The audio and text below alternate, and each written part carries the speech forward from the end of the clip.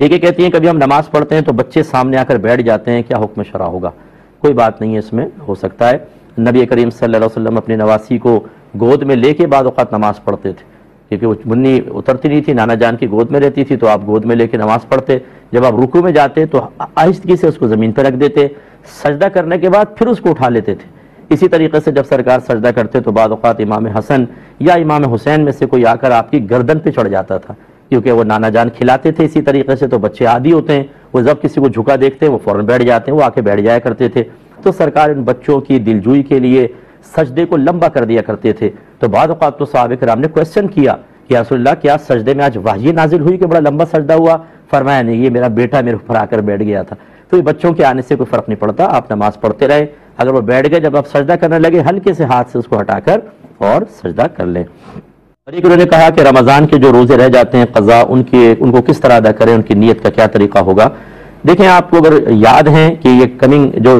Last رمضان تھے مثلا اس کے 8 روزے رہے، تو آپ کے جو پہلا روزہ میرا نکلا، پھر دوسرا نکلا، میں اس کی قضا کر رہی ہوں، پھر تیسرا، اس طرح ہر دفعہ نیت کر لیں۔ اور اگر بہت سارے سالوں کے روزے جمع ہوں تو بس اتنا، پھر خاص کس سال کے روزے اس کی تعین تو نہیں کریں گے، صرف اتنا کہ جو سب سے پہلا روزہ میرا قضا ہوا میں اس کو ادا کر رہی ہوں۔ تو جب وہ فرض کر لیں کہ یہ اتنے سارے تھے، یہ پہلا جب آپ کہیں گے نیت کریں گی ادا ہو گیا، یہ ختم۔ اگلی دفعہ پھر یہ نیت کریں جو سب سے پہلا، پھر وہ سب سے پہلا یہ والا ہو جائے گا، اس سے اگلا والا، ہر دفعہ یوں ہی نیت کر کے اپنے اس کو روزوں کو کمپلیٹ کر لیں۔ ایک ہی کہتے ہیں میرا چھوٹا بھائی ہے، اس کو اسکول والے ڈرائنگ دیتے ہیں تو جاندار کی وہ تصاویر بناتا ہے، کیا حکم شرع ہوگا؟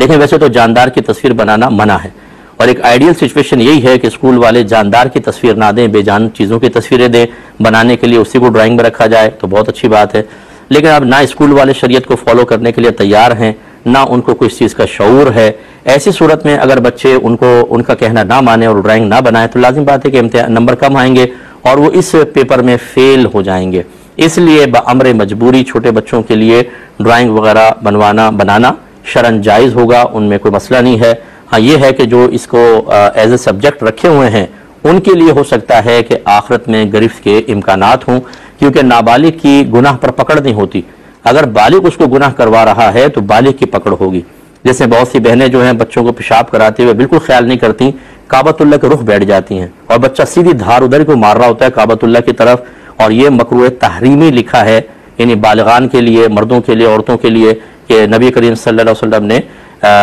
استنجا کرتے ہوئے کعبۃ اللہ کی طرف رخ کرنا یا پیٹھ کرنا منع کیا ہے، اور اب بچوں کو پیشاب کروا رہے ہیں اسی طرف کر کے، تو یہ یقینی سی بات ہے بچہ تو قصوروار نہیں، بڑا قصوروار ہوگا۔ اسی طرح فقہا نے واضح لکھا کہ اگر کوئی لڑکے کو، جو چھوٹا بچہ ہے لڑکے کو سونے کی انگوٹھی پہنا دے تو پہنانے والا گناہ گار ہوگا، کیونکہ اللہ تعالیٰ نبی کریم صلی اللہ علیہ وسلم نے سونے کو اپنی امت کے مردوں پر حرام فرمایا، اور یہ بڑے جو ہیں وہ بچوں کو پہنا رہے ہیں، تو یہ بچہ تو مکلف نہیں ہے، بڑے گناہ گار ہوں گے، اس کا تھوڑا سا خیال رکھا جائے۔ کسی نے پوچھا ہے کہ کیا میاں بیوی گھر میں نفل کی دونوں جماعت کر سکتے ہیں کہ شوہر امام بن جائے اور بیوی مقتدی ہو جائے یا مقتدیہ ہو جائے؟ جی کر تو سکتے ہیں، لیکن اس میں مسئلہ یہ ہے لیکن اس میں مسئلہ یہ ہے کہ پہلی بات امام جو شوہر ہے اس کو امامت کے مسائل آنے چاہیے۔ اگر اس کے وضو کا ٹھکانہ نہ ہو، اسے غسل کے مسائل نہیں آتے، نماز کے فرائض، اس کی شرائط، اس کے واجبات اور نماز کس طرح ٹوٹ جایا کرتی ہے اس کا علم ہی نہ ہو، تو وہ گھر میں بھی امامت کا اہل نہیں ہے، کیونکہ وہ اپنی نماز تو برباد کرے گا، کم علمی کی بنا پر بیوی کی بھی کرے گا، پھر تو امامت جائز نہیں۔ لیکن اگر وہ ان تمام ضروری مسائل کو جو خاص طور پہ طہارت اور نماز سے متعلق ہیں یہ جانتا ہے تو بالکل وہ امامت کر سکتا ہے۔ لیکن جب دو افراد اگر مرد امام ہوں اور مقتدی ہوں تو حصول یہ ہوتا ہے کہ امام آگے کھڑا ہوگا اور اس کے ٹخنوں سے تھوڑا پیچھے جو ہے وہ مقتدی کھڑا ہوتا ہے، لیکن جب زوجہ پیچھے نماز پڑھیں گی تو امام آگے ہوگا اور زوجہ جو ہیں وہ پیچھے، جیسے صف ہوتی ہے پوری صف کے اندر وہاں پہ کھڑی ہوں گی، اس طریقے سے جماعت ہوگی۔ ایک بھائی نے کہا کہ جماعت میں جب ہم امام کے پیچھے نماز پڑھ رہے ہوں تو کیا ہمیں الحمد پڑھنی ہوگی؟ خصوصاً کہتے ہیں فجر میں لوگ کہتے ہیں کہ پڑھنی ہے، ضروری ہے۔ دیکھیں ایسا بالکل بھی نہیں ہے، ہمارے نزدیک یہ حدیث بالکل صحیح اور اسی پر عمل ہے کہ قراءۃ الامامی قراءۃ لہ، امام کی قراءت مقتدی کے لیے بھی قراءت ہے۔ اور یہ جو کہا جاتا ہے کہ لا صلاۃ الا بفاتحۃ الکتاب حدیث ہے کہ سورہ فاتحہ کے بغیر نماز نہیں، اس سے مراد ذات نماز کی نفی نہیں، کمال نماز کی نفی ہے۔ جیسے نبی کریم نے فرمایا لا ایمان لمن لا امانت لا، بالکل اسی ترکیب کے اوپر یہ بھی ہے، جو امانت دار نہیں اس کا ایمان نہیں، لیکن کوئی بھی اس کا قائل نہیں کہ کوئی خیانت کرے گا تو کافر ہو جائے گا، اس کا مطلب یہ ہے کہ اس کا ایمان کامل نہیں۔ اسی طرح یہاں نماز کامل نہیں، اسی لیے ہم یہ کہتے ہیں کہ سورہ اور یہ اب یہ فرق دیکھ لیجئے اس میں، یہ جو حدیث ہے کہ لا صلاۃ الا بفاتحۃ الکتاب، یہ امام کے لیے ہے یا منفرد اکیلے نماز پڑھنے والے کے لیے ہے، اور جماعت کے لیے یہ ہے قراءۃ الامامی قراءۃ لہ۔ اس کا مطلب ہر چیز اپنی جگہ سیٹ ہو گئی۔ جب آپ اکیلے ہیں تو سورہ فاتحہ اور اس کے ساتھ سورت ملانی ہوگی، اگر آپ امام ہیں تب بھی آپ پہ ہم پڑھنا واجب ہے کیونکہ آپ تو امامت کر رہے ہیں، لیکن اگر آپ مقتدی ہیں تو پھر امام کی قراءت آپ کی قراءت ہے۔ تو فقہ حنفی کے مطابق کوئی سی بھی نماز ہو، اگر آپ امام کے پیچھے الحمد یا سورت ملائیں گے تو گناہ گار ہوں گے، اتنی دیر ہمیں خاموش رہنا ہوگا۔ اگر جہری نماز ہے قراءت سنیں، سری نماز ہے اتنی دیر بس آپ خاموش رہیں، پڑھنا کچھ نہیں ہوتا ورنہ گناہ گار ہوں گے۔ ایک بہن نے پوچھا کہ ان کا بھتیجا 1.5 سال کا ہے، بولتا نہیں، سنتا سمجھتا سب ہے، کوئی وظیفہ بتا دیں۔ دیکھیں آپ کسی اچھے ڈاکٹر سے مشورہ ضرور کریں، اور اس کے علاوہ تھوڑا سا صبر کریں۔ بعض اوقات بچے جو ہیں وہ تھوڑا سا لیٹ بولتے ہیں اور پھر اتنا بولتے ہیں کہ آپ کے کان کھائیں گے۔ ویسے یہ سورہ طٰہٰ کی کچھ آیات ہیں، یا رب اشرح لی صدری ویسر لی امری واحلل عقدۃ من لسانی یفقہوا قولی۔ حضرت موسیٰ علیہ السلام جب فرعون کے پاس جانے لگے تو چونکہ آپ نے بچپن میں فرعون کے دربار میں ایک جلتا ہوا انگارہ منہ میں رکھ لیا تھا جس سے زبان تھوڑی سی جل گئی تھی اور اس سے آپ کی زبان کی روانی متاثر ہو گئی تھی، تو آپ نے اللہ تعالیٰ کی بارگاہ میں پھر وہاں جاتے ہوئے تبلیغ کے لیے جاتے ہوئے یہ دعا کی کہ اللہ تعالیٰ تو رب اشرح لی صدری، کہ میرے لیے میرے سینے کو کھول دے، ویسر لی امری، اور میرے کام کو آسان کر دے، واحلل عقدۃ من لسانی یفقہوا قولی، اور میری زبان کی گرہ کھول دے تاکہ وہ میری بات کو سمجھیں۔ تو یہ فجر کی نماز کے بعد 7 مرتبہ پڑھیں،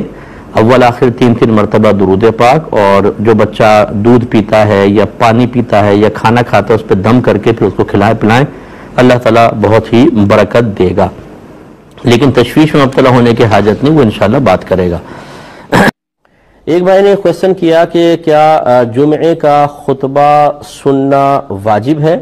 یہ سنا ہے ہم نے، وہ کہتے ہیں تو اگر کسی نے خطبہ نہ سنا، کوئی شخص خطبہ نہ سن سکا تو کیا اس کا جمعہ ہو جائے گا یا نہیں؟ دیکھیں اس کو اچھی طریقے سے سمجھیے۔ پہلی بات تو یہ کہ سننے کا مسئلہ تو ہٹا ہی دیں، پہلے نفس خطبہ کا مسئلہ رکھ لیجئے کہ جمعے کے صحیح ہونے کی شرائط میں سے خطبہ بھی ہے۔ اگر خطبہ ہی نہیں ہوگا تو جمعہ نہیں ہوگا۔ ایک تو یہ مسئلہ ہے کہ خطبہ ہونا ضروری ہے۔ اگر امام صاحب مثال کے طور پہ خطبہ پڑھنا بھول گئے، مقتدیوں کی توجہ بھی نہ رہی اور جمعے کی نماز پڑھا لی، یہ نہیں ہوگی، کیونکہ فات الشرط فات المشروط، جب شرط فوت ہو جاتی ہے تو مشروط بھی فوت ہو جاتا ہے۔ اور اب ایک ہے سننے کا مسئلہ۔ سننے کا مسئلہ یہ ہے کہ جتنے لوگ سامنے موجود ہیں، جن تک امام صاحب کی آواز پہنچ رہی ہے، ان سب پر خاموشی سے خطبہ سننا واجب ہے، خاموشی سے سننا واجب ہے۔ لہٰذا مثال کے طور پہ جن لوگوں تک آواز پہنچ ہی نہیں رہی، بعض اوقات ایسا ہوتا ہے کہ لائٹ گئی ہوتی ہے، اسپیکر نہیں چل رہے ہیں، یا اسپیکر بند ہو گئے، مثال کے طور پہ امام صاحب نے پورے دونوں خطبے دے دیے اور اسپیکرز آن نہ ہو سکے، تو اس کا مطلب ہے جو باہر بیٹھے یا دور بیٹھے ان تک تو آواز ہی نہیں پہنچی۔ اگر نفس مسئلہ یوں ہوتا کہ جب خطبہ سنیں گے تو جمعہ صحیح ہوگا ورنہ نہیں، تو پھر ان کی نماز تو نہیں ہونی چاہیے۔ تو یہ مسئلہ نہیں ہے کہ خطبہ سننا لازم ہے، نہیں سنیں گے تو نماز نہیں ہوگی، بلکہ مسئلہ وہ ہے کہ جمعے کے صحیح ہونے کے لیے خطبہ ہونا ضروری ہے، اور سننے کے سلسلے میں حکم یہ ہے کہ جتنے نمازی ہیں سامنے موجود کہ جن کے کانوں تک آواز پہنچ رہی ہے، ان پہ خاموشی سے سننا واجب ہے۔